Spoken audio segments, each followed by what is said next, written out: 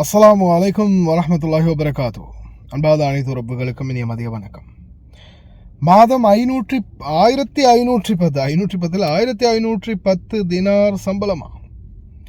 அதாவது நீங்கள் ஒரு தொழிலுக்காக வரும்போது அதனுடைய சரியான கேட்டகரியில் சரியான தொழில் வாய்ப்பில் இந்த நாட்டில் வாரீங்களாக இருந்தால் நிச்சயமாக உங்களுக்கும் சிறந்த சலுகைகள் இந்த நாட்டில் கிடைக்கும்.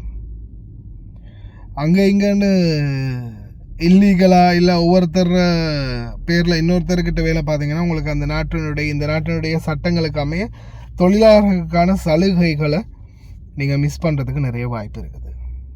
இதில் பாருங்கள், இப்போ பார்த்தீங்கன்னா குவைத்துடைய செவிலியர் சம்பந்தப்பட்ட ஒரு தகவலை வெளியிட்டிருக்கிறாங்க. அதில் மாதத்திற்கு 1510 தினார் வரை புதிய செவிலியர் கொடுப்பனவுகளுக்கு குவைத் ஒப்புதல் அளித்துள்ளது. இந்த கட்டுரையை ஃபுல்லாக வாசிக்கிறேன்னு பாருங்கள்.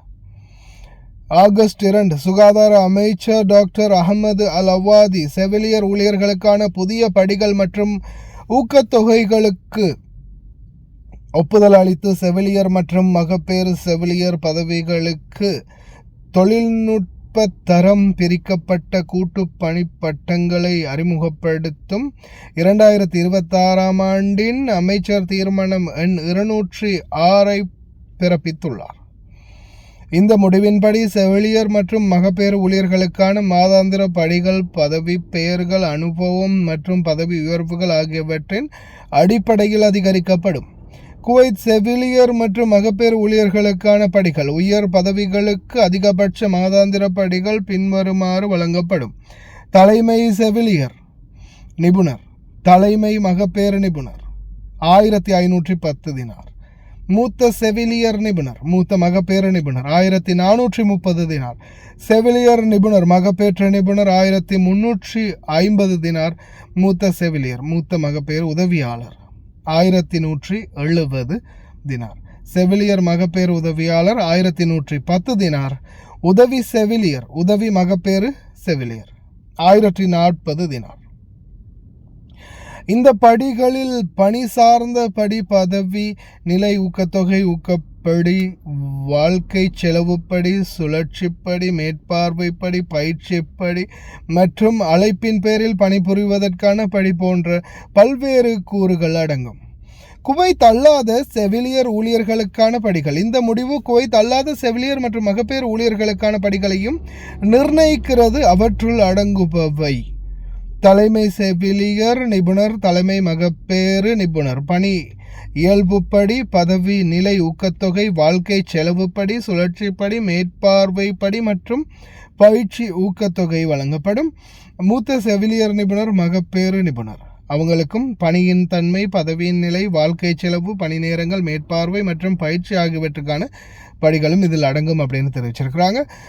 செவிலியர் நிபுணர், மகப்பேறு நிபுணர் பணி இயல்புப்படி, பதவி நிலை, ஊக்கத்தொகை, வாழ்க்கை செலவுப்படி, சுழற்சிப்படி, மேற்பார்வைப்படி மற்றும் பயிற்சி ஊக்கத்தொகை ஆகியவை இதில் அடங்கும். மூத்த செவிலியர், மூத்த மகப்பேறு உதவியாளர், செவிலியர் மகப்பேறு உதவியாளர், உதவி செவிலியர், உதவி மகப்பேறு செவிலியர்.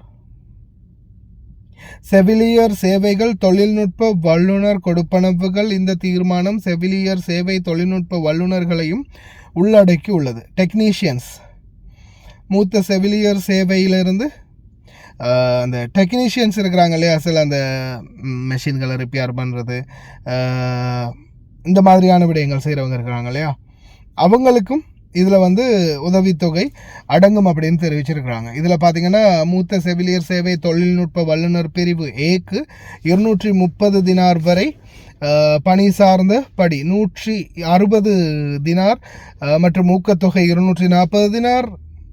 அதே போல் 80 தினார் ஊக்கத்தொகை உயர்வு 120 தினார்.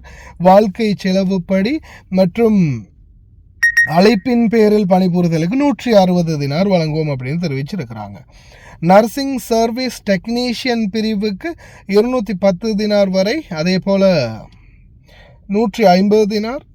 ஊக்க போனஸாக 220 தினார், ஊக்கத்தொகையாக 80 தினார், வாழ்க்கை செலவுப்படி 120 தினார். அழைப்பின் பேரில் வேலைக்கு வந்தால் 150 தினார். சக்க பேசாமல் படிச்சுட்டா நர்ஸாக இருந்தால் கூட நல்ல போல. செம்ம சலுகைப்பா நர்சிங் வேலைக்கு இங்கே இருக்கிறவங்களுக்கு.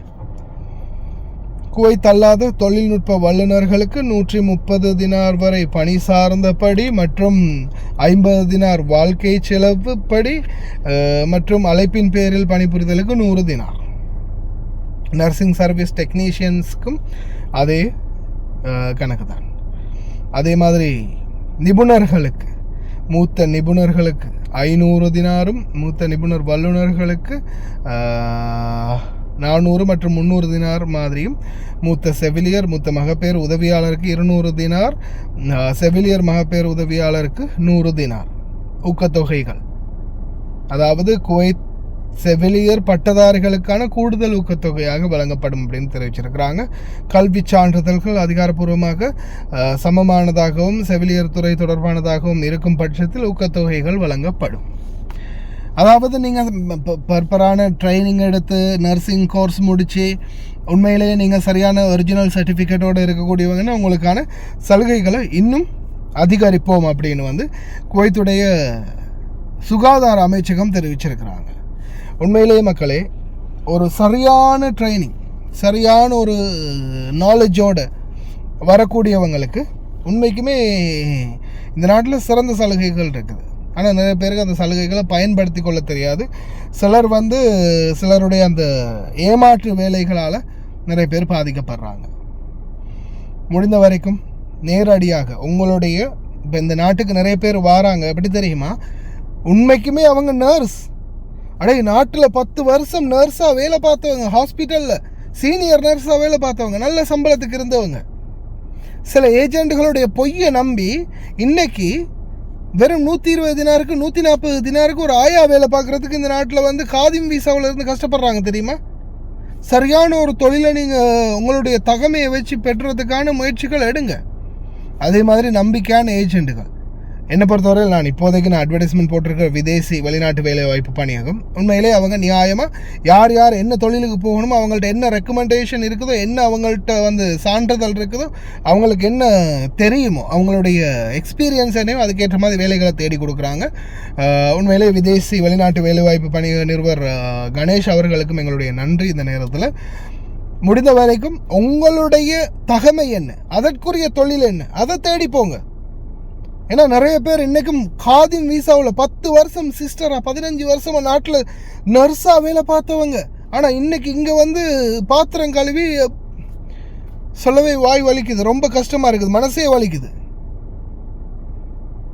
ஏன்னா நிறைய பேர் நம்ம பர்சனலாக எவ்வளோ மெசேஜ் போடுறாங்க, எத்தனை பேர் கதை கேட்டிருக்கேன் தெரியுமா? இது மாதிரி சரியாக நியாயமான முறையில் உங்களை வெளிநாடுகளுக்கு அனுப்பக்கூடியவங்கள்ட்ட உங்களுடைய சான்றிதழை கொடுத்து நேர்மையான முறையில் உங்களுடைய சான்றிதழோடு இந்த நாட்டுகளுக்கு வந்தீங்கன்னா எவ்வளோ சலுகை கிடைக்குது தெரியுமா? இன்றைக்கி சிஸ்டராக இருக்கக்கூடிய நர்ஸாக இருக்கிறவங்க எப்படியெல்லாம் சம்பாதிக்கிறாங்க தெரியுமா? அதே நிலைமையில் நீங்களும் வர ட்ரை பண்ணுங்கள்.